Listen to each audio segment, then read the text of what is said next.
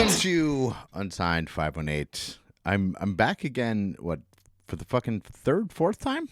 It may be more. Maybe more. But I'm here with Mikey Baish for a special reason, I guess, because this is the 200th episode of Unsigned 518, and that is not including any special episodes or any weekend spotlights. So just straight, unsigned, the interviews, the regular, and or I would guess that you would count like a Halloween episode or something like that. No, okay, nope, because those are the specials. Okay, those are the specials, like the quote unquote numbered episodes going, So if it says Unsigned 518.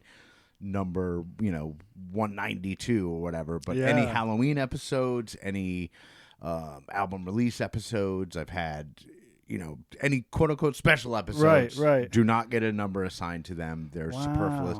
But I saw just before you got here, I have 321 episodes. That was what I was going to. That's what I was going to ask next. Is how many is it total? Yeah, but congratulations on 200 of this. It's you. special. It is special, and Yeah. it's good. It's good to celebrate. I think when you do accomplish certain things, that's a good thing. Yes. Yeah, and we just I kind of just realized I was like, oh fuck, 200th episode's coming up, and then I was like, hey Mikey, what are you doing this weekend? You texted me. I was like, all right, we got to go early though, because I got to see the Bills game. Hopefully they win, and people are gonna be listening back, and they're gonna, if the Bills really screw it up, it's gonna be right. Yeah, and as I'm we're not recording, gonna listen to this. it's early Sunday morning. Yep. And no traffic on the way up. We were talking about that earlier. Super quick. You were confused. You were like, I don't know why there was, and I'm like, well, I mean, it's fucking early Sunday morning. I guess everybody's at church, I guess. Yeah, I got here a good 20 minutes earlier than I thought I would. So yeah, it was awesome. Sweet. Yeah. But yeah, you're gonna play a song later. Yes. Like a new version of a classic Sugarhold tune. But we'll get to that. Yeah. But you were the first guest ever on Unsigned 518, and I remember, I'm gonna just go back and tell the story of the beginning for those that may have joined the show later or whatever. Yeah. But it started when I had quit drinking one of those little 3-month periods. Right. It was the first one. I did that 2 or 3 times. Right. I was like, I'm not going to drink for 3 months just to see what happens. Make sure you could do it. Make sure I could do it. Exactly. Yeah. And the first time I did it, I was like, I want something to fill the space, because the reason I stopped wasn't I'm rock bottom and I'm whatever. It was just boy, I'm drinking a lot. Maybe I should tone it down. I'm drinking more than I should. Yeah. And it was affecting my productivity. Mm-hmm. I was finding myself just chilling on Sundays instead of doing anything productive because I was hungover. You also mentioned your bass playing. Yeah. It was worse when you were drinking. Yeah. So. Since I stopped drinking, it's a year and a half at this point. I'm 18 months in at this point, and my bass playing has gotten significantly better because I fucking care more. Yeah. And playing shows isn't necessarily just a party with a guitar. It's I'm here to perform, and it's a job. But it's still a party with guitar. But, correct. Yeah. But I take it more seriously, and notes matter more to me now. Yeah, especially when you're holding down that low end, man. Yeah. But anyway, so I needed something to do, and Spotify had actually been sending me these emails because we had just signed the band up for the fucking creators account or whatever, and it kept sending me these emails being like, hey, start a podcast. Yeah. Start a podcast. And I had done podcasts before. And you'd done radio. And I'd done radio going back 20-something years, 30 years. It took a while for me to realize, but I remember hearing one you did with maybe Party Boat back in the day, I feel like. Yeah. They were the very first music related. That was in 2012. Mm-hmm. And that was the first time I'd attempt, because the structure for the show came in the early 2000s at EQX doing EQ Exposure. Right. I created the interview song, interview out. Yeah. Whatever. Not created it, but that's what I chose as my format. And then I attempted it through podcast with Party Boat with Mary Lee Ruin and Ben Garrett and all those guys. Yep. And James Gascoigne. Yep. And then I never really did anything with it or whatever. That was it. Yeah. Yeah. So I had, I was like, I can do it. Yeah. I know how to do it. I have everything that I needed. So I was like, you know what? Fuck it. I'm going to do it. And I just did it like through Spotify, and then quickly realized that just Spotify wasn't the way to go, and whatever, and expanded, and here we are. Yeah, and here we are at 200 regular episodes, and now I don't even host the Weekend Spotlight. Right now we got BJ Schwinghammer. I'm familiar. Yeah, I'm familiar with that one. The theme song. We sure did. We sure did. Hold you the theme song. And that we've so that was the first of two like jingles we've done this. So we just, I don't know if you heard me talking about this at the Hootenanny, which we just played at the closing of Single Cut, R.I.P. But we're doing a jingle for the Sugarhold, my band that is doing a jingle for EQX. Oh, no way. They're going to have a segment called What's Wrong with My Whip Wednesday, kind of like a car talk kind of thing. And they're going to have Scotty from Coggins Auto on there answering people's questions about their cars. And so they approached us about doing the jingle. So earlier this year, we did the show where we were Ritz-Carlton's backing band for his jingle cassette tape release party at Indian Ladders. Then we did the BJ Schwinghammer theme song, and now we're doing What's Wrong with My Whip Wednesday. So we went in earlier this month, actually re-recorded one of our songs, Good to Me. Yeah. Which is about driving a shitty car. But we had to change some of the lyrics, if you can imagine. You can't say motherfucker, probably, on the radio. Correct. So we just do a bunch of what you're looking at. So it's what you're looking at. What you're looking at. What you're looking at. Yeah, but the people that know will know. Yeah, so... Yeah, if you're not familiar with the song, the chorus goes, "What you looking at, motherfucker?" Yeah, and then motherfucker. Yeah, motherfucker. What you looking at? So we changed that up. We changed a couple of the lyrics in the first verse so that it says what's wrong with my whip today. And so we went with Rob Fleming from Roseway at his studio in the Stockade. And re-recorded that because again, Jesse wasn't on that first album, and McCullough hadn't joined until after we released that album. So it sounds a bit different now than it did then. It's faster, it's things like that. So 30-second tune that'll be on sweet. Yeah, EQX every Wednesday starting in January. Yeah, so check out BJ Schwinghammer on Weekend Spotlight. Those episodes every Thursday. And it was funny, I was talking to BJ last night, and I was saying, if you want, like with the holidays coming up, he's got a fucking family and everything. I was like, if you want, like, take a week or two off from doing the Spotlight and focus on holiday shit. And he was like, no, I'd rather not. Yeah. He's like, I want to do it. I've already got ideas for the show. I'm going to do it. And I was like, yeah, bring it on. Like, he's a great dude. Yeah, hell yeah.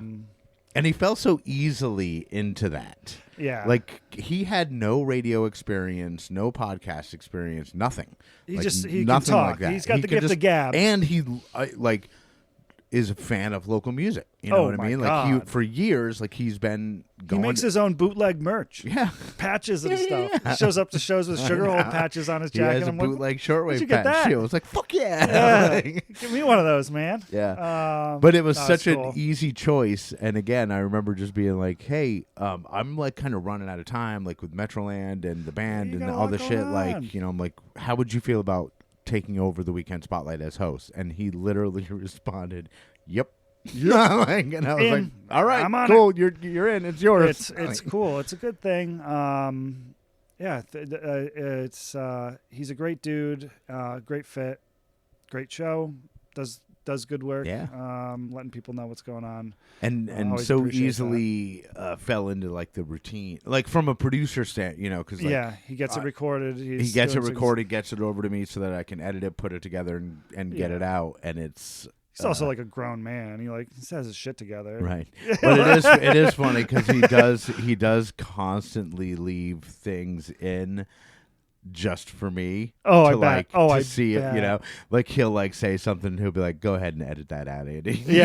Or like, he'll be like, "What'd you think of that?" So it's funny because as a producer, I have to like stay on my toes so that none of BJ fucking with me ends up in the action. Or one of these days, I'm just gonna leave something in. That's so fun. But yeah. So that's it. It makes me think of because I'm part of a podcast that's going to be launching at some point in the. I was a guest on that future. Podcast. You were going to be our first guest. Oh, really?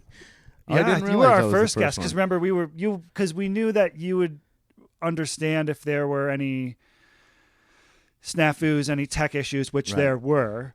A little bit, but nothing crazy. I mean, things that I've seen at the Jive Hive, things like that. But yeah, so I'm part of a podcast. I'm not going to say it's my podcast because I'm more of the co-host, sidekick kind of role. It's Mel's podcast. It's Mel Bailey, and it's called the Aux Exchange. There's a bunch of people working on it. And not Aux as in like, Babe the Big Blue Ox. Like Aux as in auxiliary the cable. cord. Yeah, the aux cord. So yeah, that's one where we have people bring in 10 songs and then we talk about the 10 songs, their playlist. You know what's funny? I don't even remember what 10, because I always do everything spur of the moment, and like when you ask for the 10 songs, like I didn't like deeply think. Yeah, I was just like, what are the first 10 important songs to me that come to mind right fucking now? Right. I can't think of it. I could pull it up and I'd have it on. I mean, I remember a couple of them. Like, I remember one that was like really tough to find. There was one that you had like a demo, or something. That was a really wild one. That was like a Young Turk song, and not like the rapper, but they were like weird, like metal calypso band from Miami that released like one album in 1992 and then went away, and then like something happened with management or something where you can't get the album, you can't find the album. Yeah, she found one version of the song because she uses YouTube Music, which is unhinged. I remember just being like, how the fuck did you find that song? Like, that's crazy. I haven't heard this shit in 30 years. But we had a bunch of different people on, and a lot of people took different approaches to the playlist too. Some did just songs that mean things to them. Some brought songs that reminded them of certain people or times in their life. Some people brought on like Chris Sewell from Van Dyke Bootleg Karaoke. He brought on he did his favorite karaoke songs, which was really a fun one. And then we had people from not just music though, but also the community. So we had Bob Careau, who's the director of the Schenectady Foundation. We had Betsy Sandberg from Jazz on J Kids Arts Festival. And when does that, like, because you've got a bunch in the can, right? We recorded the whole season, and we need to meet to discuss like exactly where it's going from there. I think that it's in the editing process now, which is crazy because it's a video. I was just gonna say, that's the one thing where I'm like, because the audio, like I can have this podcast released 10 minutes after you leave. But like with video, I'm like, that's a whole different thing. So when they first approached me, I was thinking that they wanted me in a technical aspect, right? It's as like a video or audio something from my experience with the Jive Hive and things like that. But they wanted me as talent, and the one thing I told them is that I do not want to edit the video. That's one thing I don't want to do because I know it's going to be tough. Yeah, I mean that's what I do for work, and that's kind of why I don't do video editing for this podcast, because I'm like, I know how fucking long it takes and how hard it is to like sync up with the audio, and like any edit you make in the audio has to be matched with the like it's a lot. I mean, it's great and it looks great and it's worth it, but holy shit, is it a lot of work?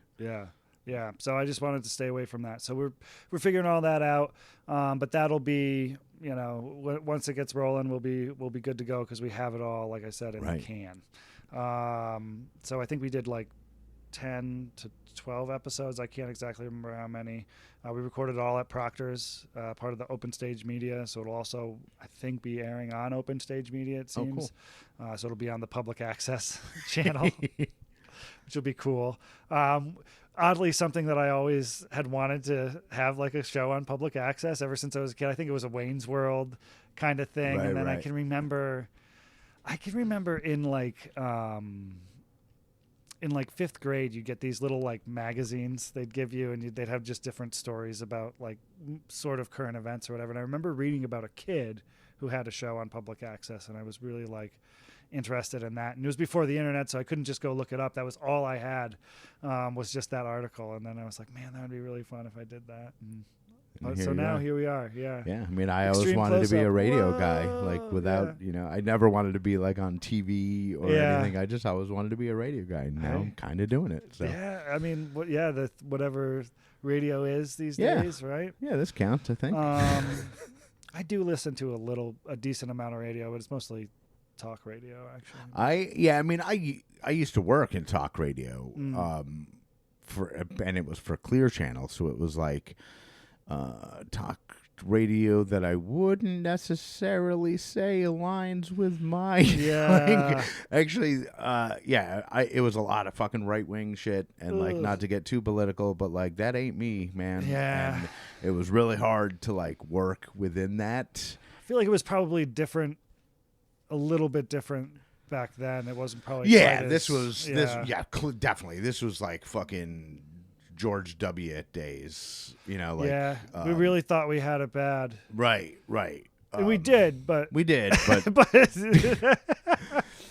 was the worst so far. Classic. Classic. But that was really tough but like, I do listen to a lot of talk radio, but I like talk radio that's talking about movies and music and pop culture stuff, right? And I don't, political stuff. I can't really, no matter what side of the aisle it is. Right. I'm just it's rough. It's rough. Yeah. I mean, I listen to a lot of sports. There you go. That's like perfect. There's not a ton of politics in there, so. No, yeah. But so that's some of the new stuff we over Proctor's. We do the I'm part of the Eddie Awards over there, and there's a bit of a change in how that's all going now, where they're going to have an open nomination period. You saw that? I didn't see that. Yeah, so I think it opens at the end at the beginning of the year. And so what it is that there's going to be open nominations, so you can nominate a band for a certain category. It's still going to be whittled down by the committee and the voters, but this will get more of a street level awareness, maybe. Yeah, exactly. And hopefully open people's eyes to some of those bands that may have been overlooked, and try to get rid of just this band's been around for 20 years, so they should be in it, even if they're not playing really around here or playing original music anymore. Or like there was like some bands that like I was kind of like, they're not really local anymore. Yeah, you know what I mean? Like, so I think some of that, and then from my understanding, and I missed the last meeting. I think I had a Hive show that I wasn't gonna miss, because I've definitely taken some at the Hive and things like that, but. So the open nomination, so anyone can nominate a certain band for a particular category. Then we'll do a meeting of the advisory committee, stakeholders. And they go over every name. They'll go over. They'll probably have how many times they were voted for on there, and then we can go down from there. Because you're bound to see, like, probably not this example, but like, if you were to see like Angelina Valente for best punk band, like she's punk as fuck. What are you talking about? Yeah. So, DIY, ethics and everything, maybe we can give her that. But like that would make sure make everybody's sense. Categorized. Yeah. Correctly. So she's obviously one of the best artists around, but she's not the best punk band. Right, so, like that sort of thing. Angelina, you're a very good punk band. Yeah. And, you don't want somebody's mom on there nominating them for every category. Repeatedly. Yeah, sure. Not to say that happened. No, definitely not saying that happened. Hey, But I think it's a good idea, and then it's also not like open voting. It's not like it's not anyone can vote for it. It's not your mom's best friend from Arizona is voting every day for you. It's just like a nomination, then it goes to the committee. Yeah, exactly. That makes sense. Yeah. I mean, that makes sense, and especially like in this fucking day and age, like you could just make a bot to like. If it was strictly based on just voting, like, you could just make a bot to be like every day submit. And maybe I couldn't. No, not fucking certainly not me. We like, both know somebody who could. Actually, I definitely know several people that can. I mean, I know a guy real close. That's the only reason that I know that can happen. Yeah. Because I had somebody go, "Oh, dude, you want this? You want me to do that? You want 1,000 votes a day? It'll Yeah. take me fucking 10 seconds." Yeah. I was like, "Holy shit!" Yeah. Yeah. So that's a little. Yeah. So that to avoid that sort of thing. And then they're expanding for photographers and writers too. They're doing a different thing where they're going to have them submit. I think three. I did see that. Yeah, 3 different pieces. No watermarks on them or anything like that. So you're actually being judged on your art and not necessarily your name, brand. I mean, I could submit as a writer. You absolutely could. I mean, I don't think they're looking for reviews. They're looking for like features. But you also have features. Yeah, I've done. I mean, I mostly do reviews, right. but I've done features and like you did venue just did the Buggy Jive one, right? Yeah, I just did the cover story. So like, that's the thing. So like, I don't want to call out any favorites, but there was one particular article about. There was one about. I'll just say it's Lucas Garrett's did a really good article about Zorbus Trio earlier this year. I love those. Zorbus Trio are sweet humans too, by the way. Yeah, that's what introduced me to them. Actually, that's how I learned. Been here. They were great. So I, like that's like, so like I would be surprised if he didn't submit that. Like that's. Yeah, I'm gonna submit. Fuck yeah, it. yeah. And then the photographer is a big one too, I think, because there's a lot of good ones. Yeah, and it would be tough, and it's tough to be like. You gotta decide. It's like, can we have 3 of the 5 from Metroland? Is that fair? But right. with the aspect of just judging by the photographs themselves, the photographer's work, it takes any of that sticky stuff out. Right. I feel like, and I mean, there's some photographers that certainly submit to multiple publications that aren't tied to one particular. Right. Yeah. But yeah, if it's based on work alone, like whatever, Yeah, and I mean, everything is always it's an awards show, so it's a right. What it's important, but it's also not really, like it's cool to get recognized. I think it's cool. Like it is cool to get recognized, but I think more than anything, I appreciate the buzz it creates in the community. Yeah. And it's not like people are like, fuck you, I'm going to win, you're going to lose. But it's both that's not our scene in general. I'm nominated, this is awesome. Yeah, that's like just around here in general. Right, yeah. It's so I think it's important because of the buzz that it creates within the people of the scene. and like even with the Metroland thing with the Jimmy Fallon holding up the picture or whatever, a ripple that I didn't even think of was the bands that are in that. Oh yeah, that got to be like, hey, I'm fucking in that issue. You know what I mean? Or you saying that's my cover story that Jimmy Fallon's holding up right here. And he read the story. Yeah, and Aaron even said that he specifically asked, "Oh, who's Buggy Jive?" Yeah, and she was like, "Oh, you got to check him out. Like he's awesome." And he was like, "I'm gonna check him out." You know what I mean? So like. Jimmy Fallon's listen to Buggy Jive. Can you imagine if that leads to like Buggy Jive on? Right. I mean, why shouldn't it? He's good enough. Oh, he where easily is. He would be amazing on Fallon, and like he deserves it. So that would be pretty fucking cool if that happened. It would be really cool. Yeah. It's also a great time for people to mix and mingle and network. Yeah. I mean, one year I didn't even stay for the ceremony. Right. I drove from here, 45 minutes over to Schenectady, hung out for the pre-show for 2 hours, and as soon as they were going into the show, I'm like, all right, I got to go. I got to work in the morning. But I was like, I'm not missing the pre-show hang. That's the best time of the year. That's always cool. Cool to see people there.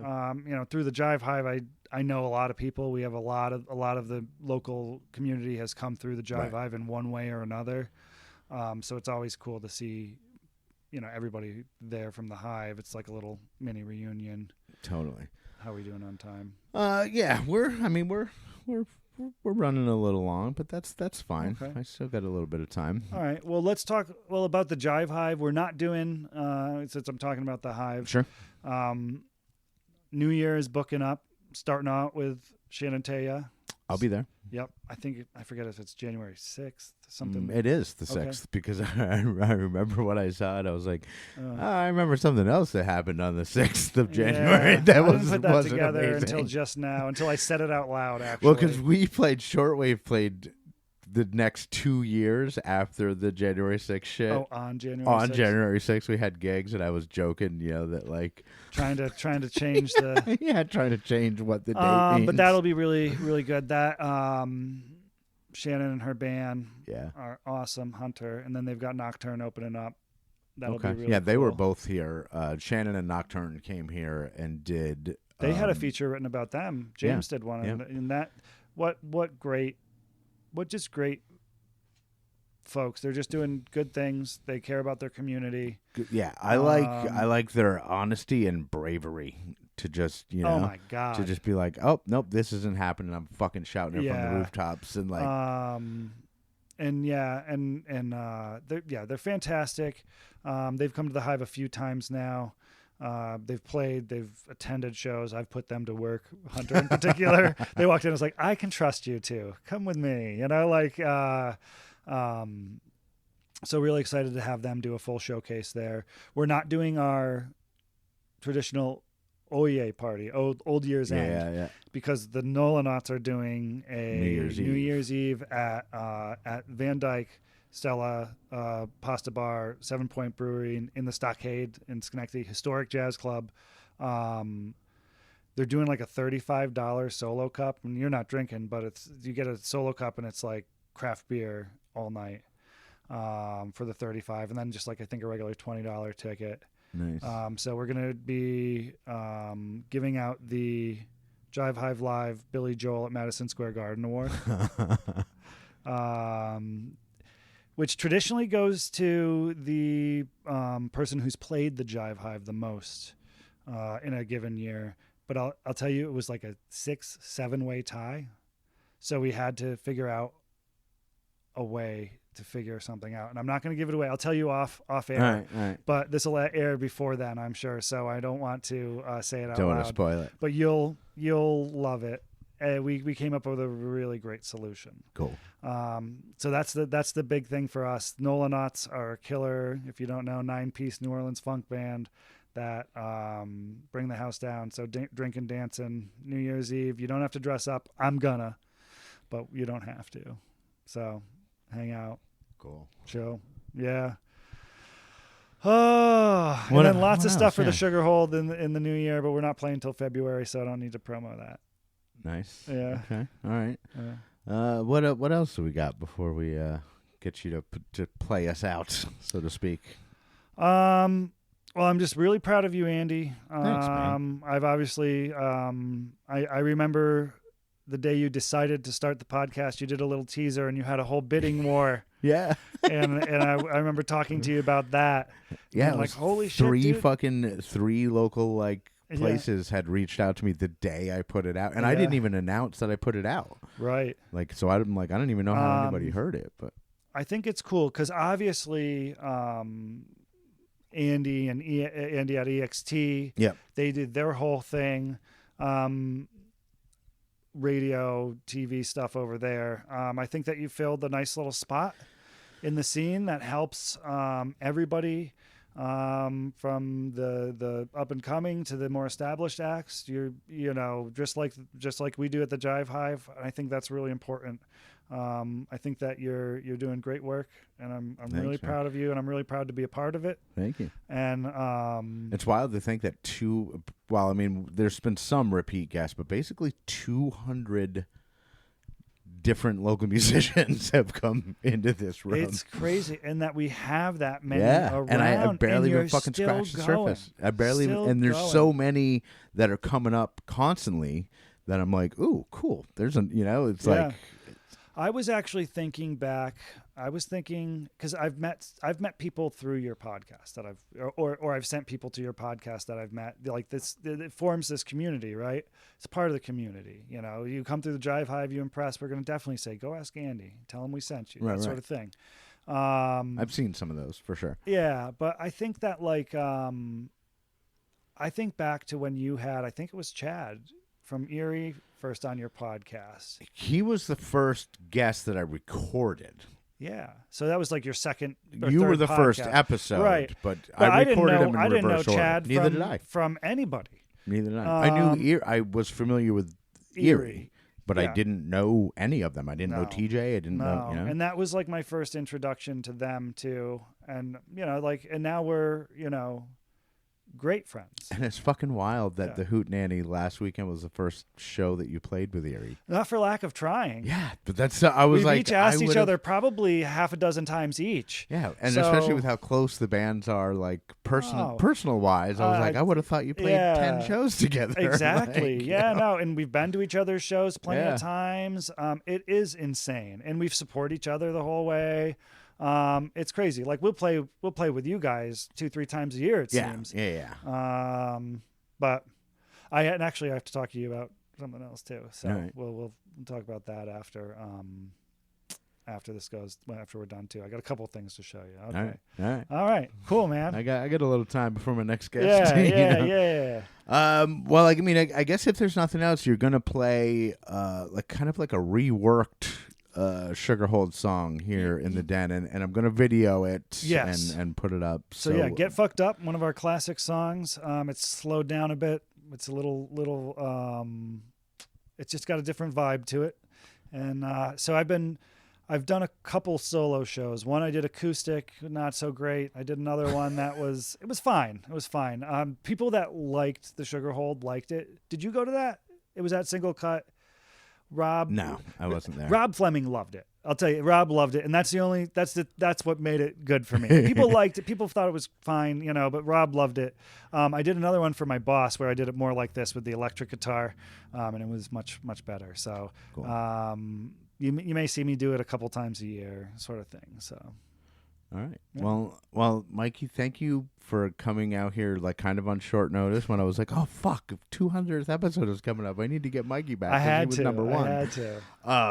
But yeah, I appreciate you and I appreciate you coming out and I look forward to the next 200 episodes because I'm not gonna stop doing this even if people stop listening. Right. So I'll see you in 100. Yeah, I'll have you back every 100 episodes. There we go. But right now, let's check out Mikey Baish of the Sugarhold doing a kind of a stripped down version of "Get Fucked Up" here live in the Dazzle Den, and I don't know. I guess just let's do the song.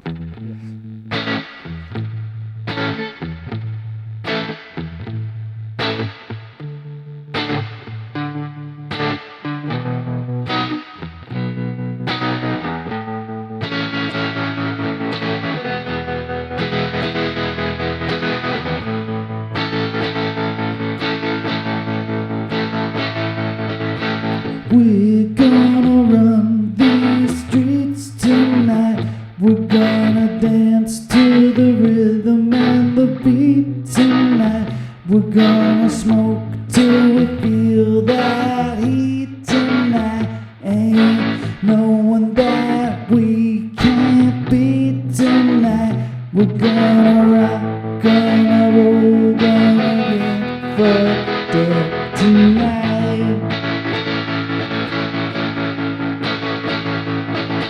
We ain't ever gonna stop tonight. We'll probably run from the cops tonight.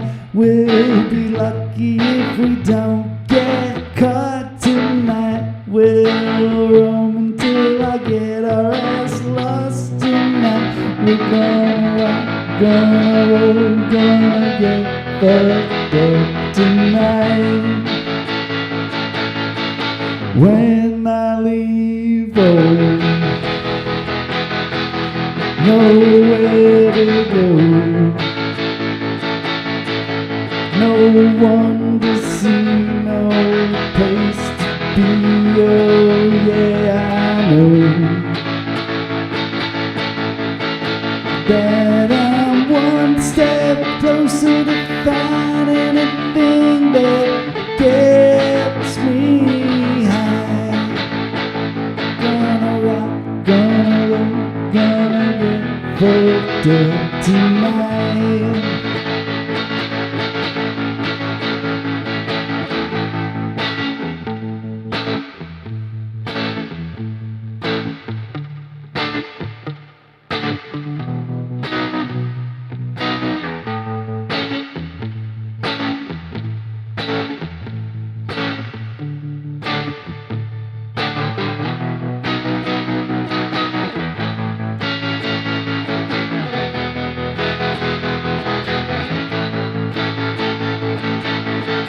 when I leave home. Nowhere to go, no one to see, no place to be. Oh yeah, I know that I'm one step closer to finding a thing that gets me high. I'm gonna rock, gonna roll, gonna get fucked up tonight. I'm gonna rock, gonna roll, gonna get fucked up tonight.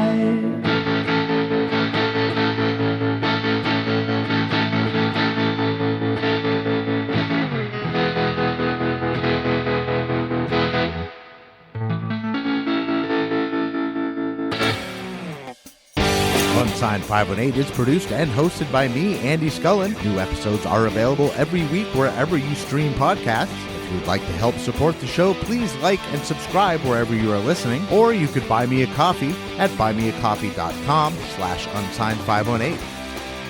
If you would like to advertise on the show, send me an email at unsigned518@gmail.com. And to be a guest on the show, reach out to me through Instagram at unsigned518. Take care of one another, and I'll see you next week.